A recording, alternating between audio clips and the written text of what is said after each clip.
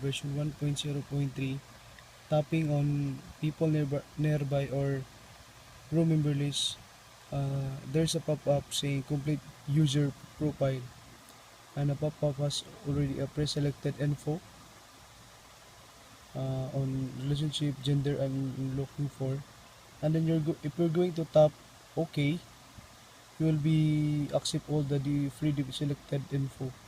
Unlike with iOS, that there's no pre-selected info. So if you're going to tap OK, you will get another pop-up